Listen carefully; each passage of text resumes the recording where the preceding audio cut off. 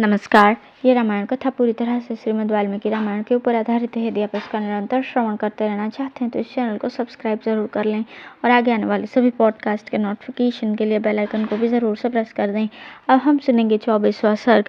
विलाप करती हुई कौशल्या का श्री राम से अपने को भी साथ ले चलने के लिए आग्रह करना तथा पति की सेवा ही नारी का धर्म है, यह बताकर श्री राम का उन्हें रोकना और वन जाने के लिए उनकी अनुमति प्राप्त करना। कौशल्या ने जब देखा कि श्री राम ने पिता की आज्ञा के पालन का ही दृढ़ निश्चय कर लिया है, तब वे अश्रुओं से रुंधी हुई गदगद वाणी में धर्मात्मा श्री राम से इस प्रकार बोली। हाय, जिसने जीवन में कभी दुख नहीं देखा है, जो समस्त प्राणियों से सदा प्रिय वचन बोलता है, जिसका जन्म महाराज दशरथ से मेरे द्वारा हुआ है, वो मेरा धर्मात्मा पुत्र उन श्रुवृत्ति से खेत में गिरे हुए अनाज के एक एक दाने को बीन कर कैसे जीवन निर्वाह कर सकेगा। जिनके भृत्य और दास भी शुद्ध स्वादिष्ट अन्न खाते हैं, वही श्री राम वन में फल मूल का आहार कैसे करेंगे। जो सद्गुण संपन्न और महाराज दशरथ के प्रिय हैं, उनकी ककुस्थ कुलभूषण श्री राम को जो वनवास दिया जा रहा है, इसे सुनकर कौन इस पर विश्वास करेगा, अथवा ऐसी बात सुनकर किसको भय नहीं होगा। निश्चय ही इस जगत में दैव सबसे बड़ा बलवान है, उसकी आज्ञा सबके ऊपर चलती है, वही सबको सुख दुख से संयुक्त करता है, क्योंकि उसी के प्रभाव में आकर तुम्हारे जैसा लोकप्रिय मनुष्य भी वन में जाने को उद्यत है।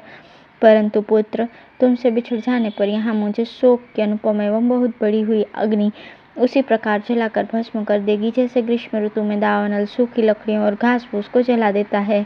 शोक की यह अग्नि मेरे अपने ही मन में प्रकट हुई है। तुम्हें न देख पाने की संभावना ही वायु बनकर इस अग्नि को उद्दीप्त कर रही है। विलाप जनित दुख ही इसमें ईंधन का काम कर रहे हैं। रोने से जो अश्रुपात होता है, वे ही मानो इसमें दी हुई घी की आहुति है। चिंता के कारण जो गरम गरम उच्छ्वास उठ रहा है, वही इसका महान धूम है।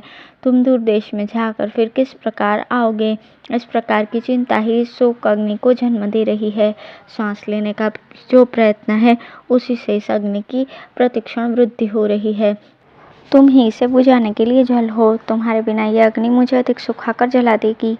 धेनु आगे जाते हुए अपने बछड़े के पीछे पीछे कैसे चली जाती है, उसी प्रकार मैं भी तुम जहाँ भी जाओगे तुम्हारे पीछे पीछे चलूंगी। माता कौशल्या ने जिससे जो कुछ कहा, उस वचन को सुनकर पुरुषोत्तम श्री राम ने अत्यंत दुख में डूबी हुई अपनी माता से पुनः इस प्रकार कहा। माता, कैकेयी ने राजा के साथ विश्वासघात किया है। इधर मैं वन को चला जा रहा हूँ। इस दशा में यदि तुम भी उनका परित्याग कर दोगी तो निश्चय ही वे जीवित नहीं रह सकेंगे। पति का परित्याग नारी के लिए बड़ा ही क्रूरतापूर्ण कर्म है।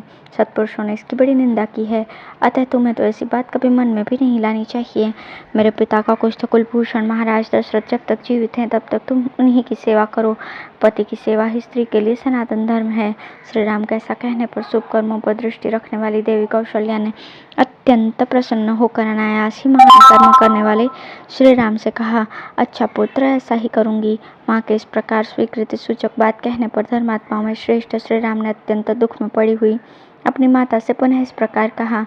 माता, पिताश्री की आज्ञा का पालन करना मेरा और तुम्हारा दोनों का कर्तव्य है, क्योंकि राजा हम सब लोगों के स्वामी, श्रेष्ठ गुरु, ईश्वर एवं प्रभु हैं। इन 14 वर्षों तक मैं विशाल वन में घूम फिर कर लौट आऊंगा और बड़े प्रेम से तुम्हारी आज्ञा का पालन करता रहूंगा। उनके ऐसा कहने पर पुत्र वत्सला कौशल्या के मुख पर पुनः आंसुओं की धारा बह चली। वे उस समय अत्यंत आर्त होकर अपने प्रिय पुत्र से बोली, पुत्र, अब मुझसे इन सौतों के बीच में नहीं रहा जाएगा। यदि पिता की आज्ञा का पालन करने की इच्छा से तुमने वन जाने का निश्चय कर ही लिया है, तो मुझे भी वनवासिनी हरिणी की भांति वन में ही ले चलो। यह कहकर माता कौशल्या रोने लगी। उन्हें इस प्रकार रोती देखकर श्री राम भी रो पड़े और उन्हें सांत्वना देते हुए बोले, माता, स्त्री के जीते जी उसके पति के उसके लिए देवता और ईश्वर के समान है। महाराज तुम्हारे और मेरे दोनों के प्रभु हैं। जब तक बुद्धिमान जगदीश्वर महाराज दशरथ जीवित हैं, तब तक हमें अपने को अनाथ नहीं समझना चाहिए। भरत भी बड़े धर्मात्मा हैं। वे समस्त प्राणियों के प्रति प्रिय वचन बोलने वाले और सदा ही धर्म में तत्पर रहने वाले हैं, अतः वे तुम्हारा अनुसरण, तुम्हारी सेवा करेंगे। मेरे चले जाने पर जिस प्रकार भी महाराज को पुत्र शोक के कारण कोई विशेष कष्ट न हो, तुम सावधानी के साथ वैसा प्रयत्न करना। कहीं ऐसा न हो कि ये दारुण शोक इनकी जीवन लीला को ही समाप्त कर दे। जैसे भी संभव हो, तुम सदा सावधान रहकर बूढ़े महाराज के हित साधन में लगी रहना। उत्कृष्ट गुण और जाति आदि की दृष्टि से परम उत्तम तथा व्रत उपवास में तत्पर होकर भी जो नारी पति की सेवा नहीं करती, उसे पापियों को मिलने वाली गति की प्राप्ति होती है। जो अन्य देवताओं की वंदना और पूजा से दूर रहती है, वो नारी भी केवल पति की सेवा मात्र से उत्तम स्वर्गलोक को प्राप्त कर लेती है। अतः नारी को चाहिए कि वो पति के प्रिय एवं हित साधन में तत्पर रहकर सदा उसकी सेवा करे। यह स्त्री का वेद और लोक में प्रसिद्ध नित्य धर्म है। इसी का स्तुतियों और स्मृतियों में भी वर्णन है। तुम्हें मेरी मंगल कामना से सदा अग्निहोत्र के अवसरों पर पुष्पों से देवताओं का तथा सत्कार पूर्वक ब्राह्मणों का पूजन करते रहना चाहिए। इस प्रकार तुम नियमित आहार करके नियमों का पालन करती हुई स्वामी की सेवा में लगी रहो और मेरे आगमन की इच्छा रखकर समय की प्रतीक्षा करो। यदि धर्मात्माओं में श्रेष्ठ महाराज जीवित रहेंगे तो मेरे लौट आने पर तुम्हारी भी शुभकामना पूर्ण होगी। श्री राम के ऐसा कहने पर कौशल्या के नेत्रों में आंसू छलक आए। वे पुत्र शोक से पीड़ित होकर श्री रामचंद्र जी से बोली, पुत्र, मैं तुम्हारे वन में जाने के निश्चित विचार को नहीं पलट सकती। निश्चय ही काल की आज्ञा का उल्लंघन करना अत्यंत कठिन है। अब तुम निश्चिंत होकर वन को जाओ, तुम्हारा सदा ही कल्याण हो। जब फिर तुम वन से लौट आओगे उस समय मेरे सारे क्लेश सब संताप दूर हो जाएंगे। जब तुम वनवास का महान व्रत पूर्ण करके कृतार्थ एवं महान सौभाग्यशाली होकर लौट आओगे और ऐसा करके पिता के ऋण से उऋण हो जाओगे, तभी मैं उत्तम सुख की निद्रा से सो सकूंगी।